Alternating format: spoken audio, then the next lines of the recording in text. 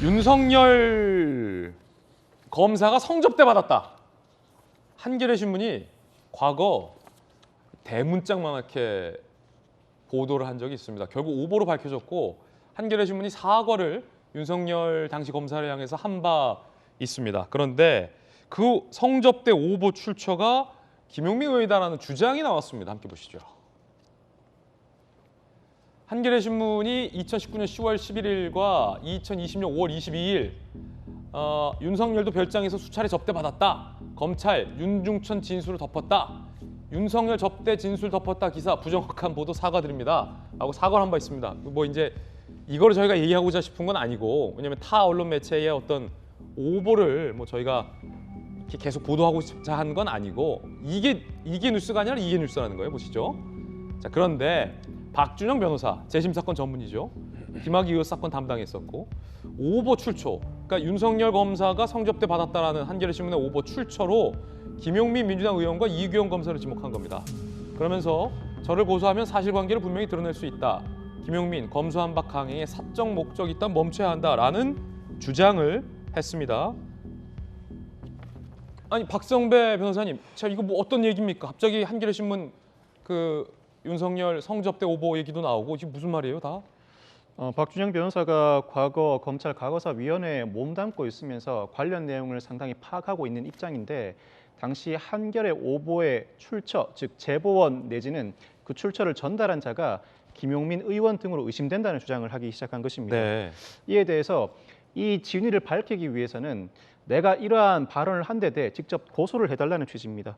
내가 이러한 주장을 하고 있지만 나도 그 출처가 어딘지 정확하게 알 수 없으니 나를 고소하게 되면 수사기관 수사를 통해서 그 제보의 근원지를 밝혀낼 수 있을 것이다라는 취지입니다. 예. 그렇지만 이 사건에서 김용민 의원 등이 직접적인 고소를 할 가능성은 상당히 낮습니다. 불분명한 상태에서 논쟁거리를 만들 이유가 없고 더더군다나 고소를 하게 되면 명예훼손은 사실적 시인지 허위사실적 시인지 구분해야 하므로 수사기관이 수사하는 과정에서 이 진술이 사실인지 허위사실인지를 구별하는 절차는 밟게 됩니다. 예. 그렇지만 단순히 이 진위 확인을 위해서 고소를 하라는 발언도 그렇게 적절해 보이지는 않을 뿐만 그렇군요. 아니라 김용민 의원 입장에서도 전혀 무대응을 하게 되면 의혹 제기에 대해서 아무런 반응을 하지 않는 것 자체가 또 다른 의심을 불러일으킬 수 있으니 이 한겨레 오보가 나왔을 때 그 직후 내가 타 방송사에 가서 이는 오보인 것 같다고 분명히 발언도 했었다고 반박을 하기도 했습니다. 그래서 이 문제는 일종의 논쟁거리이지 어느 쪽 말이 맞다고 단정할 수는 없는 상태입니다.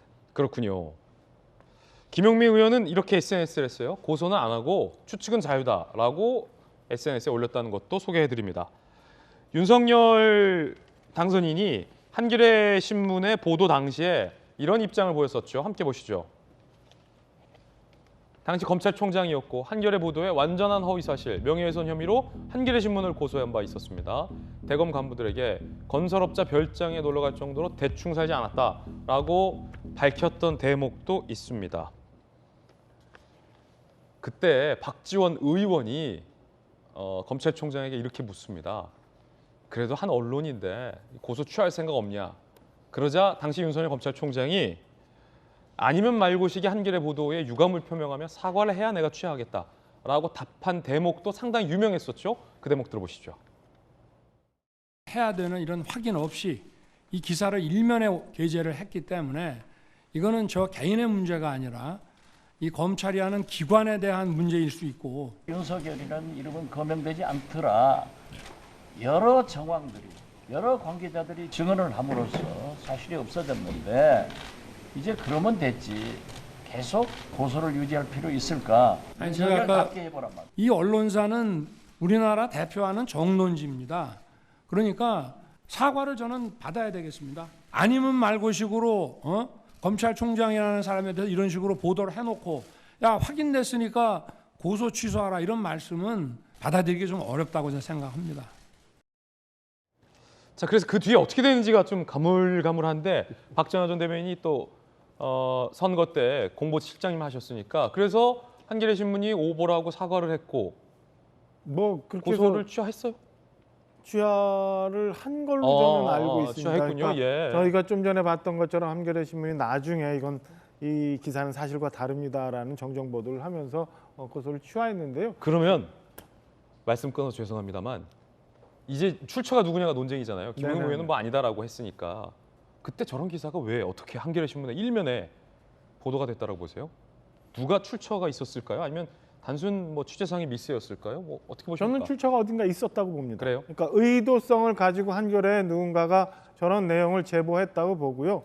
당시에 그 뭐 이 별장 성접대 관련해서 여러 가지 혼란상이 있었는데 이거를 검찰 개혁이라는 무언가의 빌미로 쓰기 위해서 윤석열 총장을 저렇게 당시 총장을 걸고 그다음에 검찰 내부를 걸고 해서 그걸 가지고 국민들의 공분을 만들어내고 검찰 개혁을 만들어 완성을 하려고 하는 소위 그쪽 검찰 개혁을 찬성하는 쪽에 누군가의 저는 이 작전 아니면은 뭐 예. 잘못된 제보 뭐 이런 불손한 움직임이 있었다고 저는 확실합니다. 예, 박정화 대변인 개인 견해라는 말씀 분명히 드리겠고, 자 이재명 기자, 아니 워낙 명백한 사실이잖아요. 그 별장에 놀러 간 일이 없는데 멀쩡한 사람을 검찰총장을 그 별장에 가서 접대를 받았다. 뭔가 냄새가 있는 것처럼 누군가 그 한 큰 언론에게 흘려서 언론이 일면에 쓰게 만들었다. 근데 박정화 대변인의 주장은 거기에 뭔가 불순한 의도가 있었던 건 아니냐, 기획된 건 아니냐라는 지금 주장까지 국민의힘에서 하고 있는데 어떻게 보세요? 검찰 수사에서 일정 부분 확인된 내용입니다. 검찰에서 과거사 진상조사단에 참여했던 이규원 검사를 기소했죠. 기소하면서 허위 공문 작성을 일단 이제 혐의에 넣었습니다. 무슨 내용이냐면 김학의 전 차관에게 성접대를 했다고 알려진 윤중천 씨가 김학의 전 차관뿐이 아니라 윤석열 총장 그리고 또 검찰의 고위 간부들도 성접대를 했다라고 진술했다라고 윤중천 씨 면담 보고서에 작성을 합니다. 허위로 작성을 합니다. 누가요? 그것이 이규영 검사가요. 이규영 이제 검사가? 허위라고 이제 검찰은 밝히고 있는 거고. 자, 문제는 이제 이 허위 보고서가 존재합니다. 근데 이것이 언론에 갔습니다. 흘러갔습니다. 근데 그것도 역시 검찰에서는 이규영 검사가 관여하는 거 아니냐 그래서 공무상 비밀 누설 혐의도 적용을 했습니다. 그렇군요. 그러니까 이규영 검사 본인이 작성한 보고서이기 때문에 이것이 제3자를 거쳐 그것이 지금 뭐 박준영 변호사가 주장한 것처럼 김용민 의원인지 알 수 없으나 누군가를 거쳐갔다고 해도 어쨌든 공무상 비밀 누설이 되는 거죠.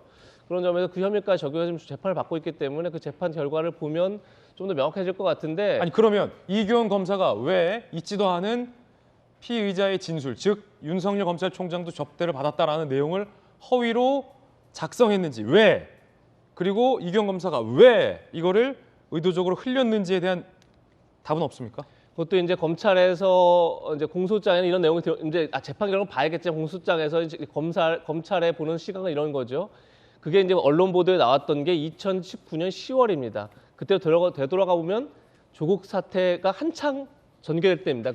조국 전 장관에 대한 검찰 수사 한창 진행될 때입니다. 아, 그러면서 그래요? 민주당에서 이제 검찰 개혁에 대한 논의가 더 불붙을 때죠. 그래서 결국은 윤석열 검찰총장을 공격해서 검찰 개혁의 명분을 만들려고 허위 보고서 작성 및 그다음에 공무상 비밀 누설을 한 것 아니냐 그렇게 이제 추정하고 있는 거죠. 이제 재판 결과는 봐야겠지만 그런 추정 속에 있는 거고 그런 상황 속에서 박준영 변호사의 얘기는 결국은 검찰 개혁의 어떤 대의 명분을 만들기 위해서 결국 우리가 지금 뭐 아까 철험회라고 하는 강경한 의원들이 지금 사실 뭐 당론을 주도하고 있다, 검수완박 법안 당론을 주도하고 있다 이런 얘기도 했는데 결국은 그 의원 중에 한 명이었던 김용민 의원도 과거사 진상조사단에 참여했기 때문에 결국 그 내용을 알 테고 결국 그렇기 때문에 그런 허위 사실을 유포하는 건 아니라는 게 박준영 변호사의 주장인데 글쎄요.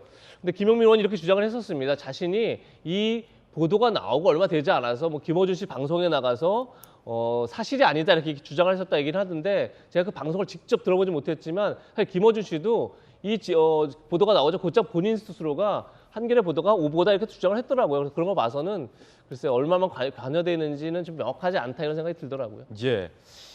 자 그때도 검찰 개혁이라는 단어가 나오는 게 참 흥미롭군요. 그때와 지금이 상황이 좀 많이 달라진 게 없는가라는 생각도 좀 들기도 하고 왜 이런 게 리크가 됐는지에 대한 것도 재판 결과로 좀 명확히 규명돼야 할 것 같습니다. 아직까지는 단정할 수 없다는 말씀 드립니다.